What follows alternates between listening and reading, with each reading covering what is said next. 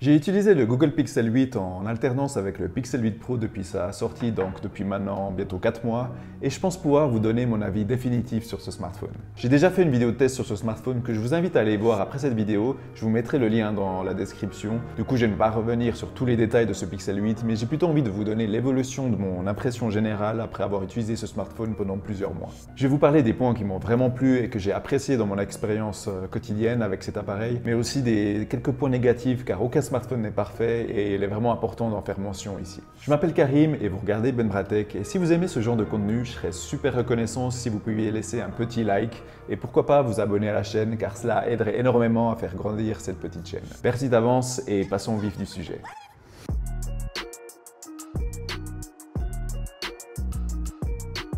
Commençons avec les points négatifs, les points qui m'ont un peu moins enthousiasmé sur ce Pixel 8. Pour être honnête, il n'y a pas vraiment beaucoup de gros points négatifs car c'est dans l'ensemble un très bon smartphone. Mais voilà, c'était un smartphone à 799 € à son lancement qui est quand même une petite somme que j'ai moi-même dépensée.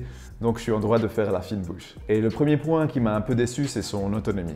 Alors je ne vais pas dire que l'autonomie est mauvaise, c'est pas du tout le cas, mais elle a été assez irrégulière et j'en attendais vraiment plus de ce côté-là. J'ai personnellement une préférence pour les smartphones plus compacts et du coup j'ai l'habitude de devoir sacrifier l'autonomie pour une prise en main plus confortable, mais je suis persuadé qu'ici Google pourrait proposer mieux.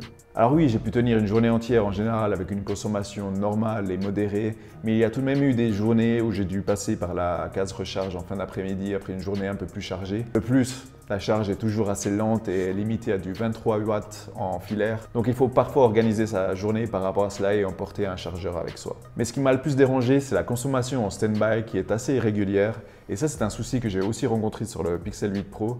Ils ont les deux tendance à parfois consommer beaucoup trop d'énergie en stand-by. Et j'ai plusieurs fois été surpris de voir ces Pixel 8 perdre pas mal de batterie alors qu'ils étaient juste dans ma poche. Et c'était encore plus un problème sur ce Pixel 8 car il a une batterie plus petite. Autre point où j'en attendais le plus, surtout par rapport à son prix, c'est au niveau des performances. Alors là encore, ce n'est pas du tout mauvais, vraiment pas, mais voilà, quand on paie un prix haut de gamme, car oui, 800 € pour moi, c'est un prix haut de gamme, même s'il y a des smartphones qui valent presque le double maintenant, on s'attend à avoir du haut de gamme au niveau des performances et spécialement au niveau du processeur. Et ce processeur Tensor G3 n'est pas au niveau de ce qui se fait de mieux, donc de ce qui se fait chez Qualcomm actuellement.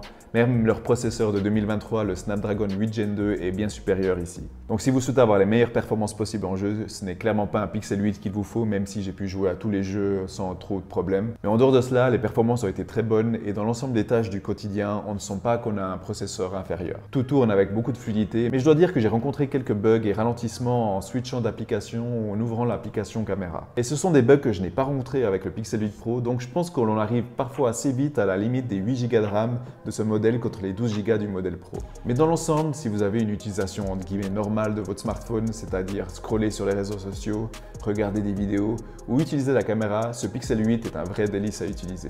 Mais on va sentir que le processeur va un peu peiner et ralentir sur des tâches un peu plus lourdes. En dehors des jeux 3D gourmands, j'ai aussi rencontré des ralentissements et des lenteurs lorsque je voulais faire quelques retouches sur des photos et des vidéos par exemple. Et c'est un peu embêtant car les Pixels ont justement pas mal d'outils intéressants de ce côté-là, mais malheureusement l'expérience n'est pas toujours optimale. Mais sinon, il n'y a vraiment rien de problématique, c'est quand même une grosse amélioration par rapport au Pixel 7. Je ne me rappelle pas avoir senti ce Pixel 8 surchauffé, mais il faudra juste voir comment le Tensor G3 gère les chaleurs d'été, ce qui était vraiment un souci sur les Pixel 7 pour moi. En apportant ici le même processeur, mais Google a décidé de rendre certaines fonctionnalités exclusives au modèle Pro et personnellement, cette manière de faire me dérange beaucoup. Je comprends la limitation hardware en mettant par exemple moins de capteurs photo pour faire baisser le prix, et faire ça sur le logiciel, c'est du pur marketing pour faire acheter le Pro car les deux smartphones sont censés avoir les mêmes capacités. Par exemple, sur ce Pixel 8 qui a pourtant la même caméra principale, on n'a pas la possibilité d'avoir les réglages pro et d'avoir les configurations manuelles pour composer sa photo et pour pouvoir prendre des photos en RAW en utilisant pleinement le capteur de 50 mégapixels. Et Google a aussi privilégié le modèle Pro en ne rendant pas disponible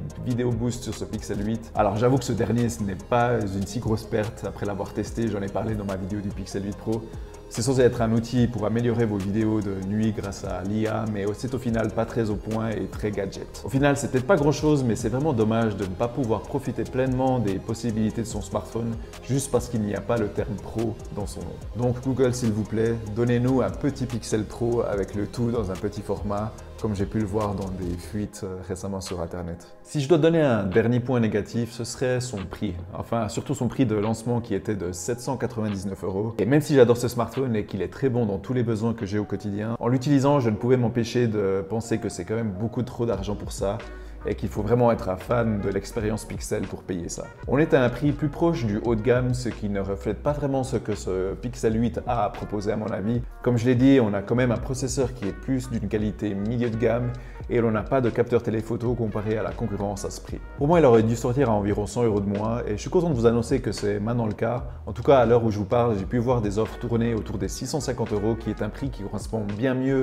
à la qualité de ce smartphone et je dirais même que ça devient une belle affaire. J'ai d'ailleurs mis en lien la meilleure offre que j'ai pu trouver et si par hasard vous le voulez, vous pouvez aider la chaîne en cliquant et en achetant depuis ce lien. En tout cas, si j'avais payé ce prix, j'aurais été bien plus positif dans mes tests car finalement les points négatifs que j'ai cités sont vraiment très légers et il n'y a pas de deal killer. C'est vraiment un super smartphone avec plein de qualités, ce qui m'amène au point positif de mon expérience. La qualité de l'écran est pour moi le point positif que je mettrais au-dessus du lot. Le Pixel 7 n'avait pas le meilleur écran et ici on passe vraiment à un autre niveau. L'écran du Pixel 8 a vraiment été un régal à utiliser et je m'en lasse vraiment pas. Il est super lumineux et la visibilité est vraiment excellente à l'extérieur et même en plein soleil. J'ai aussi aimé l'affichage des couleurs qui est très bonne et équilibré. Cela ne va pas trop dans la saturation sans être terne non plus. De plus, la résolution Full HD est vraiment adaptée à cette taille d'écran. Et on a aussi ici du 120 Hz qui rend les animations super fluides. C'est juste dommage qu'il n'ait pas la technologie adaptative LTPO pour pouvoir économiser de l'énergie. Ici, l'écran va juste switcher entre 120 et 60 Hz par rapport à ce qui est affiché.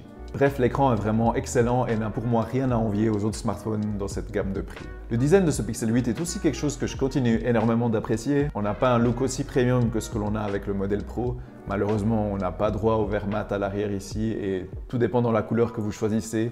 Vous verrez pas mal les traces de doigts et les micro-rayures. Cette couleur verso, je fais par contre du bon travail à cacher tout ça. Sinon, j'aime beaucoup la direction que Google a pris au niveau du design depuis le Pixel 6 et je trouve cette visière originale et unique. Et cette visière est en alu brossé ici, tout comme les tranches du téléphone et ça a l'avantage de ne pas prendre les traces de doigts ni trop de rayures contrairement au modèle Pro. Par contre, la poussière qui s'accumule sur la visière est aussi présente sur ce modèle.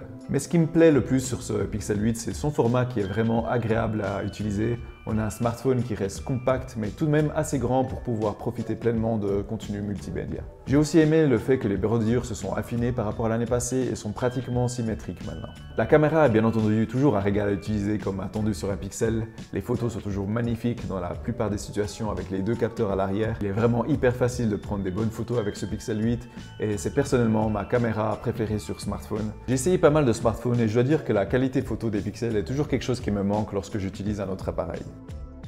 En vidéo, j'ai été également super satisfait même si ce n'est pas un des meilleurs dans cette catégorie. J'ai pu prendre de très bonnes vidéos avec confiance, c'est surtout avec le capteur principal que l'on arrive à avoir de bons résultats et ça même en basse luminosité. L'ultra grand angle n'est pas mauvais mais la qualité baisse assez vite lorsqu'il fait plus sombre par contre. Donc les photos et vidéos sont vraiment un plaisir à prendre sur ce Pixel 8, mais les retoucher également grâce aux nombreux outils IA exclusifs des Pixels, même si Samsung s'y est mis maintenant. Ce sont des outils que je n'ai pas utilisés si souvent que ça au final, mais c'est quelque chose qui peut être super utile et accessible rapidement maintenant. Comme je l'ai dit, on n'a pas toutes les fonctions et réglages caméra ici, mais concrètement, mis à part l'absence du téléphoto, on a une expérience photo qui est quasiment identique au modèle Pro. Passons à mon point préféré sur les pixels. Si vous connaissez un peu ma chaîne, vous savez que je suis un fan du logiciel des pixels et il reste toujours pour moi la force principale des smartphones de Google. Et ici, Android 14 est vraiment très plaisant et super fluide. J'aime vraiment la simplicité de l'interface, même si je ne serais pas contre avoir un peu plus de possibilités de personnalisation. Mais sinon, je suis vraiment un grand fan de la sobriété et du langage graphique du système. En plus, les outils exclusifs aux pixels et l'intégration de l'intelligence artificielle sont vraiment utiles et intéressants, même si certaines mériteraient encore du travail dans leur intégration, comme Magic Editor qui fait encore un peu bêta à mon avis. Mais sinon, on a des outils de traduction et de transcription qui sont incroyables, la gomme Magic Audio qui est hyper efficace et qui porte vraiment bien son nom, ou récemment la fonction Circle to Search qui a été ajoutée via une mise à jour et qui a complètement changé ma manière de faire des recherches. D'ailleurs, ces mises à jour fréquentes et régulières sont également un plus indéniable et rafraîchissent ce smartphone de mois en mois, et Google a même promis de continuer ce genre de mise à jour pendant 7 ans. J'espère juste que Google ne va pas trop négliger ce Pixel 8 dans les futures nouveautés logicielles et IA en les proposant uniquement en modèle Pro. Donc pour conclure, après tout ce temps, est-ce que je recommande ce Pixel 8? Oui, clairement, j'ai vraiment été super content de ce Pixel 8 malgré les mini points négatifs que j'ai pu rencontrer qui sont finalement plus que négligeables. Car si vous voulez un excellent smartphone d'une taille raisonnable, qui prend d'excellentes photos et vidéos et ayant l'expérience logicielle Pixel qui sera mise à jour pendant de nombreuses années, le Pixel 8 est clairement fait pour vous. S'il n'y avait pas eu cette baisse de prix, j'aurais eu un tout autre discours, mais si vous pouvez le trouver à 650 €, je pense maintenant que c'est une excellente affaire. D'ailleurs, je pense vraiment que ce Pixel 8 est une meilleure affaire que le Pixel 8 Pro, car on a honnêtement à 90% la même expérience pour un bien meilleur prix. Mais j'en parlerai davantage dans un comparatif que je prépare actuellement, donc abonnez-vous à la chaîne et pressez sur la cloche de notification pour ne pas manquer cette vidéo. J'espère que vous avez apprécié mon impression à long terme sur ce Pixel 8. N'hésitez pas à laisser un petit like si c'est le cas et on se revoit très bientôt pour une prochaine vidéo. Ciao!